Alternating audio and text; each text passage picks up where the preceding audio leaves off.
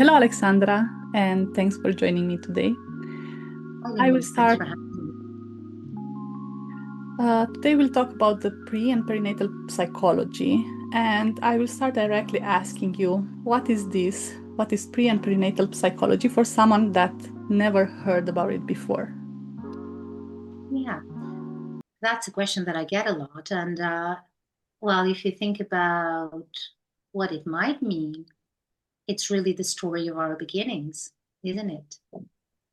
If I asked you what happened to you before birth, would you know how to tell me what happened, you know?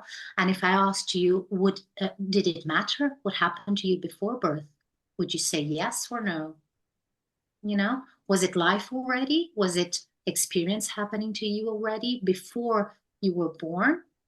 Because, you know, we people think that usually they think that pre and perinatal, a human being kind of psychologically speaking starts only when memory is already formed or is starting to form, or even when there are words to articulate our experience, right?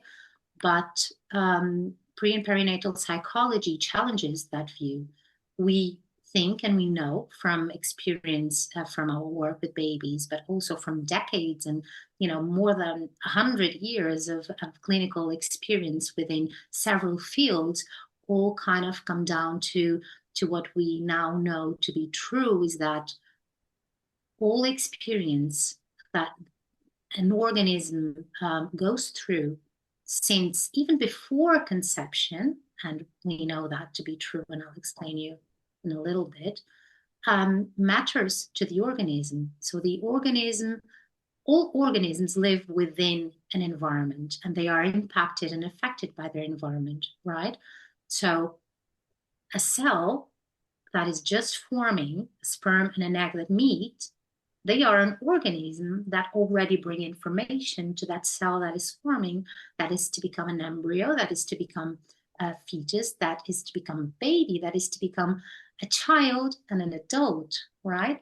And everything that this organism experienced from the moment of even before conception, it brings, and all the development, the remaining development until now, we are now, is on top of what already the organism has learned from all these stages that has been through, you know. So a sperm brings information from the paternal genome, right? And once it meets the egg, it already brings something about that environment that belongs only to that man, not to another, to that man and to that man's particular story. The egg is much older than the sperm, right? Because the egg was already inside the ovaries of your mother when your mother was a little baby, a little fetus inside your grandmother's body. And it's born with all the eggs it will ever have, right? So that's how old the egg is. So when the egg meets the sperm, there's already a lot of stories behind that formation. And then the hero's journey begins, right? And then there's a lot of, challenging and difficulties around the prenatal life that the baby, once the baby is born, oh my goodness, it has been already through the ordeal of life itself. It's not easy to be here. We see people everywhere. And of course, we think, getting pregnant is easy, having babies, it's easy. It's not easy.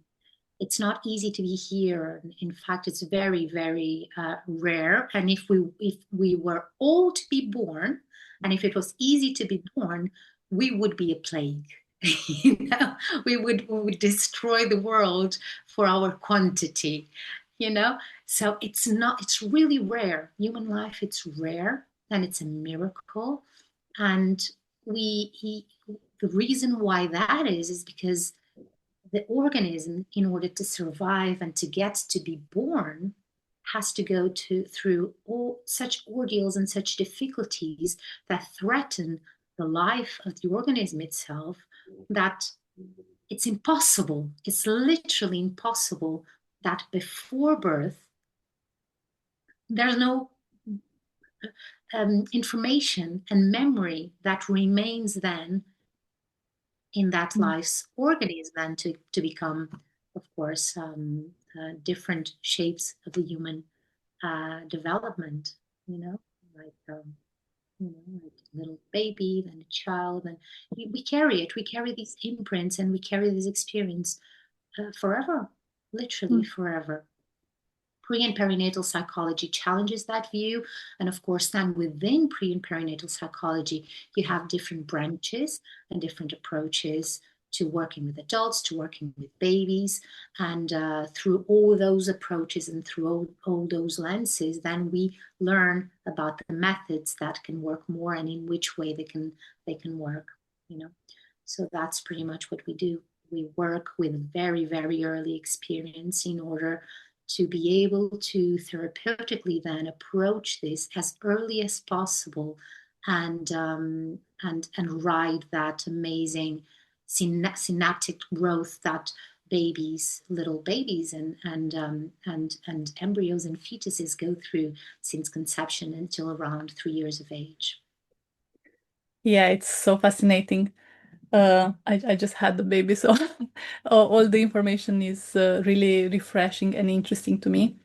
And just to confirm, like in my circle of friends or parents, I just recently heard that the idea up until now was that the baby was not remembering or feeling much, basically, even after the birth. Like they would do different procedures and yeah, to the baby, and Right. they assume that the baby is not going to remember, or like nothing is going to be it's not going to be relevant for the life of the baby. And that's already like for when the baby is small, but even more like no one thought about, or many people or now you're starting to think about the life of in the womb and birth. And to confirm another thing, when I was younger and I was thinking of my future, I don't know, giving birth or something like that, I was just thinking of it like rationally, and it was like, oh, I'm like, it was like a preference. Like, do I want to have a C-section, cesarean section, or like natural birth? And like with the stories that I would hear, like I would pick something, but it was all rational and really misguided and misinformed at that point. There are so many things that I would like to ask you. So for someone that is just the first time hearing this, like what are some types of threats that can happen along the way, basically in the before the birth, and maybe what are some characteristics that the baby is going to pick up from the parents? For example, we know, like we were taught that your health is important, like, and some it's kind of common in popular culture that you kind of have to be healthy, or it's helpful if you're healthy. But what are some other characteristics that the baby's gonna get from its parents? Or How it impacts to the baby. yeah. Okay, so let me see. 3 questions. So in replying to your first question, the fact that we think, or the society thinks, that babies won't remember, so why even bothering thinking about what they're feeling? And that's the question. Why even bothering if another human is having an emotional experience if they can't talk? Would you say that to a person who can't actually talk? Would you think about that uh, when you are interacting with a person who is disabled in some way? Mm. You would never think that. You would even feel guilty about doing that, like, right? So why do we do that to babies? And I think we still think about babies in this way. This is an heritage that's very old, It's very old, and we are still having trouble thinking about babies as human beings with an emotional world, with an inner life, with an inner learning that is responding to the external world, with an inner world that brings experience from their prenatal life and from their birth, even from before, but let's not even go there, let's not go there. But, And so unless we start thinking that, yes, babies are human beings, yes, babies feel, babies have an emotional world that is developing at the same time as their bodies are, right? It's not one or the other, it's the two, because that's what it means to be human. You know, when then does a baby start their emotional life? Then I can ask the other way around. So if we don't believe that babies bring their emotional life that is already being built inside their mother's body from conception, then when does it start? I ask, does it start at birth? Because then we do all sorts of things. We cut their tongues, we stick things inside babies' bodies all the time to do all sorts of things. We take them to the doctors who handle them in all sorts of ways, not considering how they are taking it in, not giving them space or time.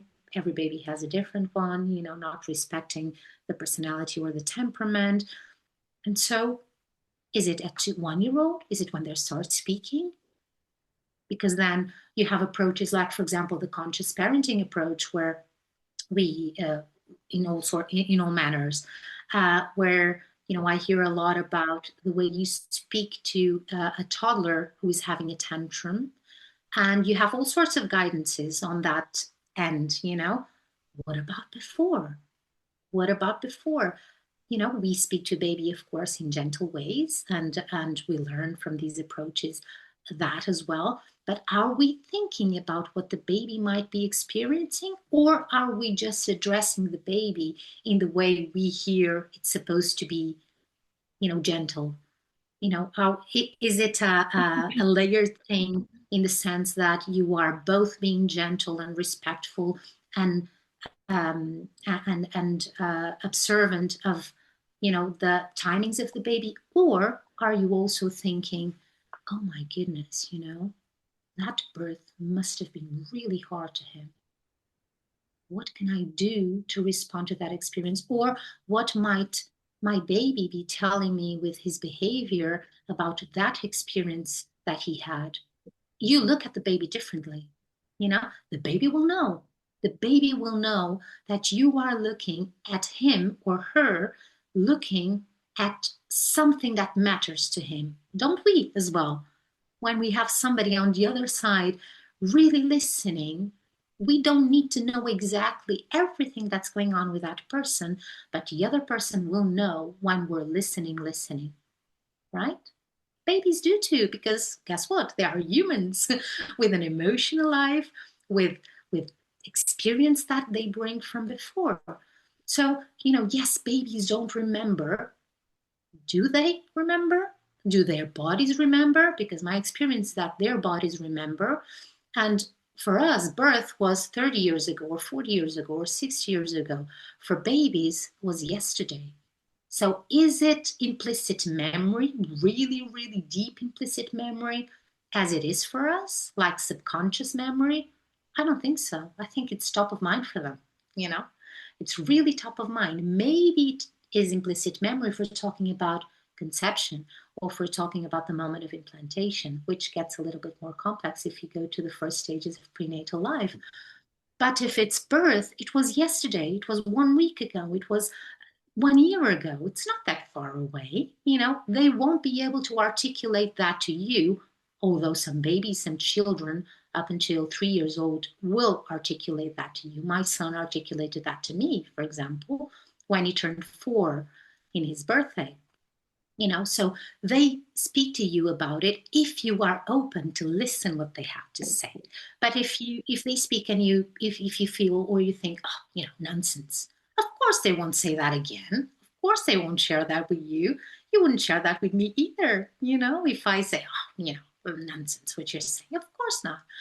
And they are the same, So yes, babies don't remember, but what we need to consider is that if we look at it through the lens of an organism that's already bringing experience to this moment in time, the experience that happened back when the organism was forming, when it was forming before the brain developed, but there was a nervous system developing, then the information registered in the nervous system happens before you have a brain to develop words and articulation to express it in our, in the way we think about remembering, what remembering means. Remembering means much more things than just articulating with words. If you ever had a panic attack or, a vagal reaction of some sorts because you see something or,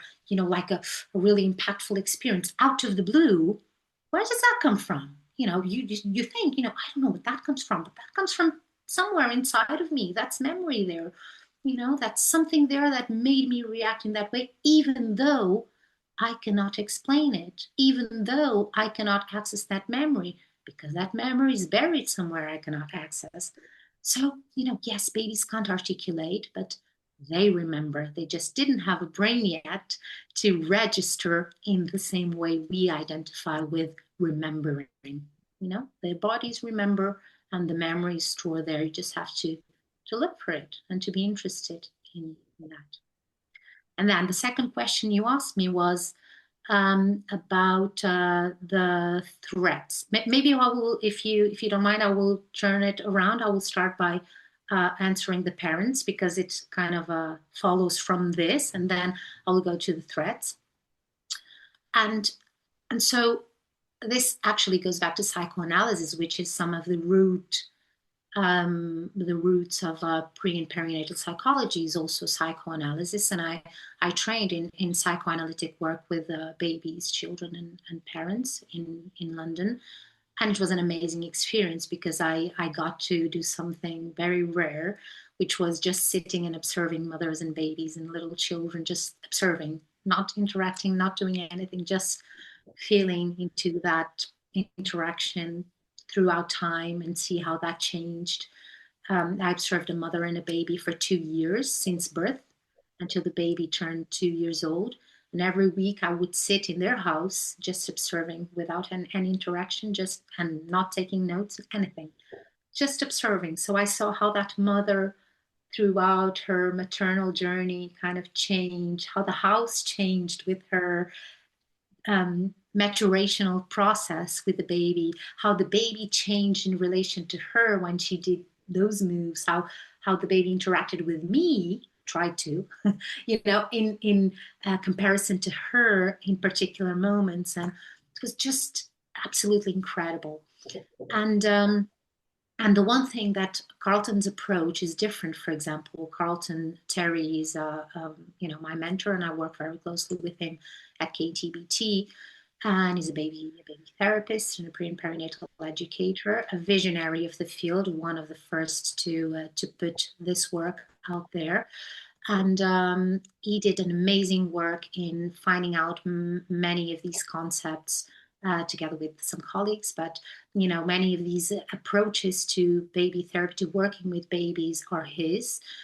And one of the things that he's different in the work he does versus the work that other practitioners do is how he works with a relational field. Going back to psychoanalysis, this is what Winnicott said. Winnicott said, there's no such thing as a baby without a mother. So a baby does not exist in isolation like an organism. A baby exists in relation to an environment, in relation to someone. In this case, Winnicott referred to the mother. Carlton refers to the relational field because both mother and father and grandmother and grandfather and, the whole relational field since this egg journey that I was talking about matters to that baby. So when we look closer into the nucleus of the relational field of the baby, we talk about mother, the parents, regardless of the family setup, and the baby. And we need to work with the whole relational field. It's not possible not to work with the whole relational field and only with the baby. That doesn't exist for us, because we need the parents in order to address what the baby is going through, because they are the ones living with the baby every single day, every single second, every night, waking up, every single minute trying to comfort that baby. They are the ones will not be there. So we need to strengthen and work with that relational field in order to help that baby. And that baby recognizes that field from the moment of conception. Mother is the environment of the organism, right?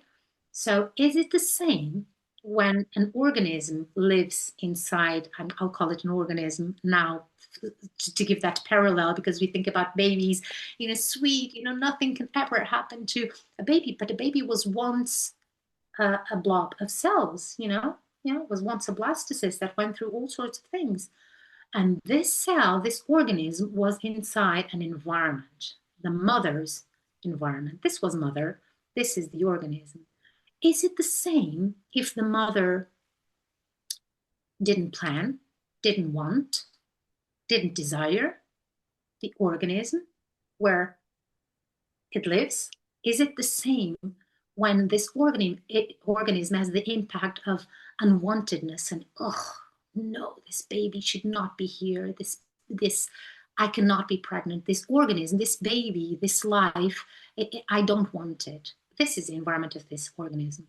Is it the same as an organism who is planned, who is desired, who is really looked, for since that moment in time where that mother and that father discover they're pregnant, and throughout pregnancy there is joy and there is planning and there's a kind of a connection with the baby and recognition that there is life inside of me and I will cherish it from this moment on until and after the birth, because relationship starts there, doesn't it? If you do not interact, if you do not recognize that there is this cherished life inside of you, do you think the organism won't feel it too? It's like living in the desert or living in a forest with with water and with nice plants, with animals living happily around. It's different.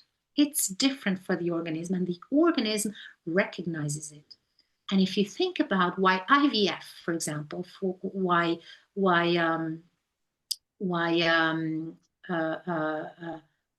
in vitro fertilization is so hard and so many parents have to do so many attempts to become pregnant, there you go. So we know it's difficult to be born under harsh conditions when you're talking about IVF. Why is it not the same when it's natural and inside a human environment? It's exactly the same, Depending on the environment, the organism will feel it differently and will carry it differently. Why? Because it's learning. It's learning, okay, this is the environment where I will grow into. Okay, even if after birth that changes, and of course that's amazing because it gives the organism, the baby, then the chance to change things around and to renew the synapses and to rebuild and to grow the synapses differently, to grow new synapses that contradict the less good synapses that were built on this environment. But you have to work retrospectively, so to say. It's not the same as if it is a cherished, nurtured environment physically and emotionally. I'm not even talking physically. That's like a given. Of course, you have to have your iron balance and you have to have all your kind of nutrients. You have to eat healthy, you have to exercise and all of that. I'm just skipping that part because that's what we already know.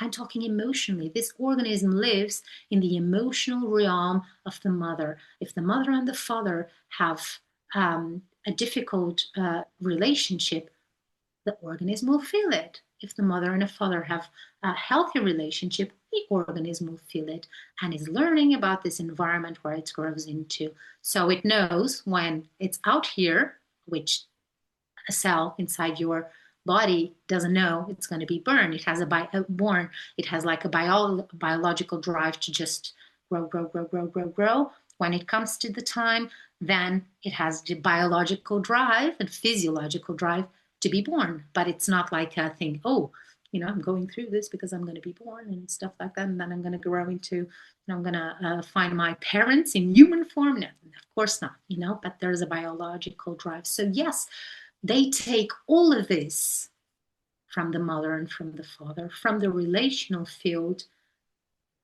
whilst they are growing. And that's why it's so important, pre and perinatal psychology, the work within the relational field. We need to know the environment where that baby, not only looking at that baby and thinking, okay, what's the baby saying? How do we solve the problem? There's no problem. There's an adaptation that comes from the ordeals and the challenges that the baby has gone through. If we can investigate those challenges, and if we know about the relational field a little bit more, then we can have a match and we work with that. And so on and so forth, depending on the ordeals that the baby has gone through, And then you asked about the ordeals, right?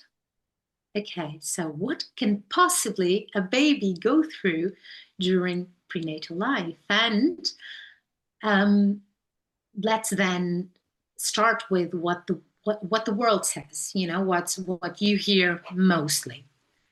The first trimester is really difficult, right? And the chances to lose a baby or for the baby not to make it during the first 3 months of life is really high. That's why you have a lot of parents who get pregnant and only disclose the pregnancy after the first trimester. Isn't that right? Now, why? The question is, why is it so hard to survive the first trimester, right? Because it's a nightmare, because it's a real ordeal for the organism who tries to survive.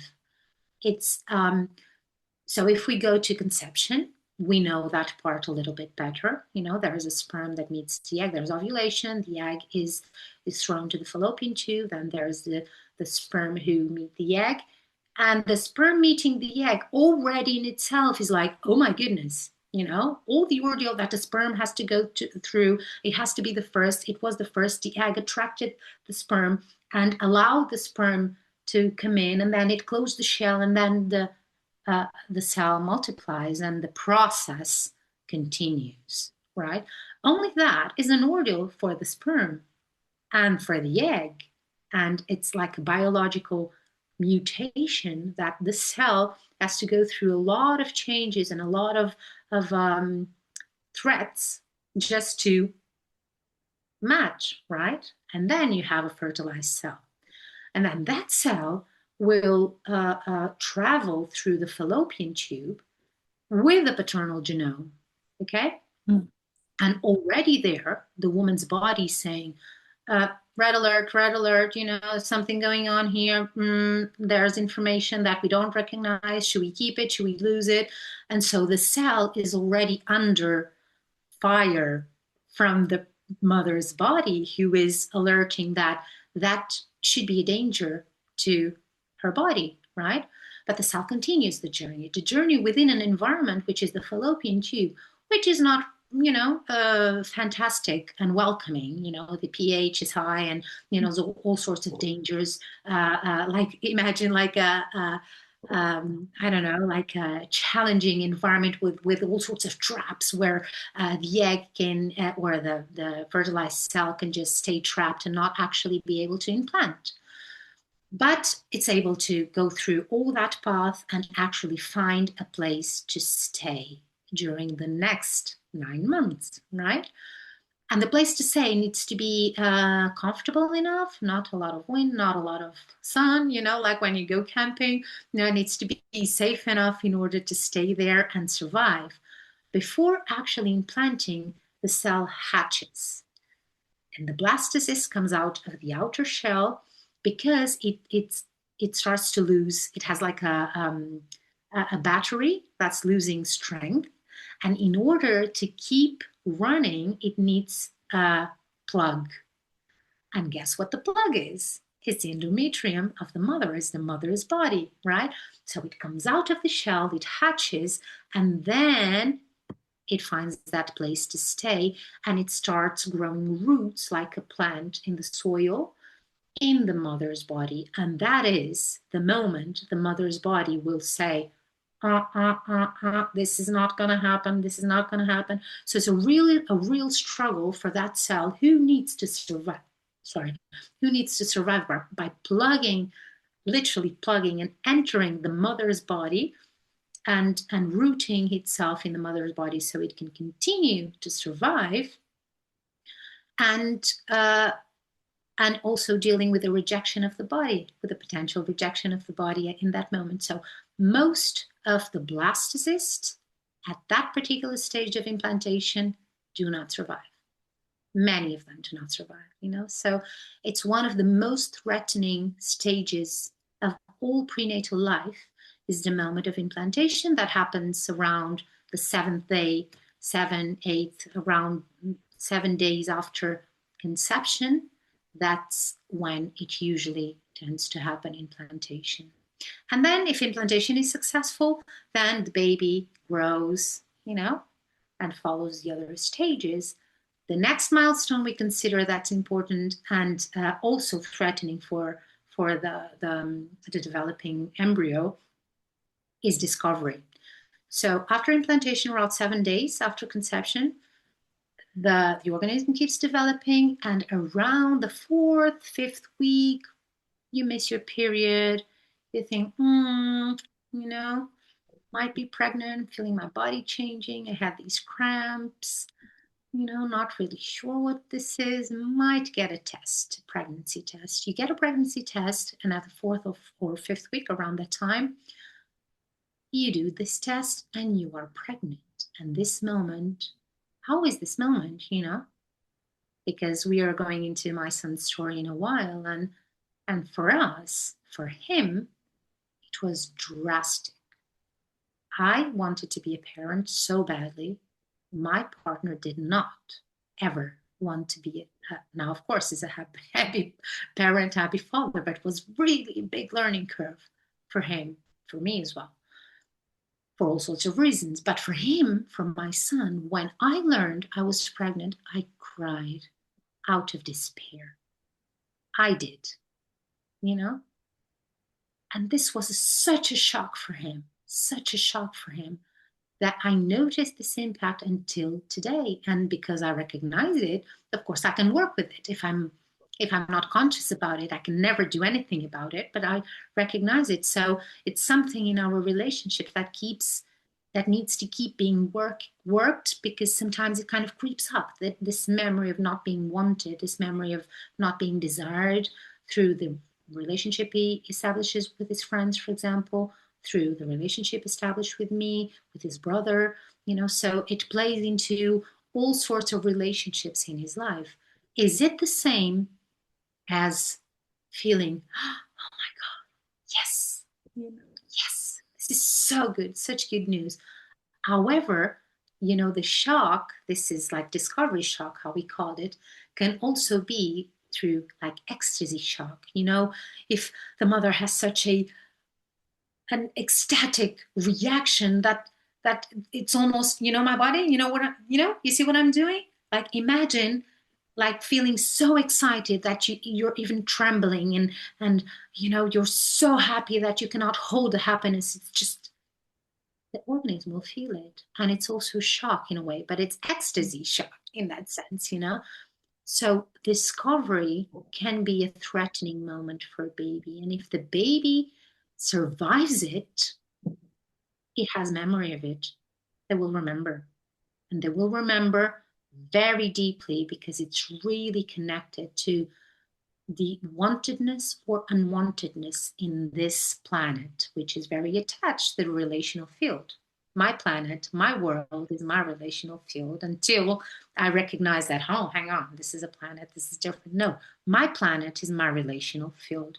And so if I'm wanted, I know when I see it. If I'm unwanted, I will not be sure about it. I will question it. I will tiptoe around it. I will make sure they see that I'm not really comfortable about the way I feel about the world I just enter into, you know? Implantation, however, is the first time you grab into your feeding book, let's say, right? So your connection to the how you get what you need is through the implant, the imprint that comes from implantation. How do you get what you need? How do you get your safe relationships? How do you get food? How do you get money? You know, how are you in intimacy? You know, how do I get what you need? With babies, particularly, breastfeeding issues can come from implantation issues. You know, so there's a recapitulation. There's kind of a remembrance of previous stages in subsequent stages. So feeding and nursing is and the first foods, you know, when you start introducing solids, for example, this is very connected to how do I get what I need in implantation. Discovery is very much connected with how do I feel wanted in the world, you know? And so these are kind of the three biggies. The three biggies from pre and perinatal psychologists is, of course, conception and all the journey through the fallopian tube. But conception is a very specific one because it has so many stages, and it is like very, very early on. The three biggies for us at KTBT, for example, are discovery, implantation, and umbilical affect. We just talked about all of them. I didn't call it umbilical affect, but discovery and implantation just said. And umbilical affect is the affect that the baby experiences, so the emotional information that the baby experiences through the umbilical cord, through the emotional world of the mother, which I explained before. And so positive or negative umbilical affect is very much related to what is happening in the mother's emotional world, even if it's unnoticeable for the world around her. You know what I mean? You know, the world might not notice what's going on inside of you. Only you know. And sometimes not even you know. Not even you know when you are going through that. But more often than not, when babies are out and we're working with babies, the babies will just do something with their bodies, with baby body language, and you think, that's interesting. Is that implantation? You know? What was going on in implantation? You ask the parents, and more often than not, there was something going on in implantation that the parents didn't even realize that, oh man, you know, yeah, that was something actually big for me, which I, you know, I didn't even remember. And well, of course, you also didn't know, because back then you didn't know you were pregnant, you know, or you only know from discovery onwards that you were pregnant. So how could you even think that what was happening then, even if it was hard for you, even if you remember it being hard for you, how can you relate that to a life that is developing inside of you if you didn't know that back then? You know, then life goes on and you are focused on the pregnancy and on the baby and what's happening to you at that particular moment. You don't go back to implantation to think about, if you think, what I was doing 7 days after conception. Nobody does that. Unless you do perinatal therapy, nobody does that, you know? And babies will tell you, babies will definitely be really precise in terms of what they say it's important for them from the relational field, because they need that to be sorted, to be cleared in order to move. Because that will change. If you move one piece, even if it's not like massive from the perspective of what's happening in the baby's behavior, it can be massive in terms of what's happening with the relational field and how the relational field moves. If the imagine a molecule with 3 atoms, mother, father, baby, right? If you change the quantities of each atom, you change the molecule, don't you? That's what we do. You know, if we change a little bit the relational field, the baby will shift. Even if it's almost unnoticeable sometimes, that change in the relational field will be carried forever. Not only then, forever. And for the baby, that's kind of massive. Massive. Wow, fascinating, everything. I have goosebumps like during the entire conversation. And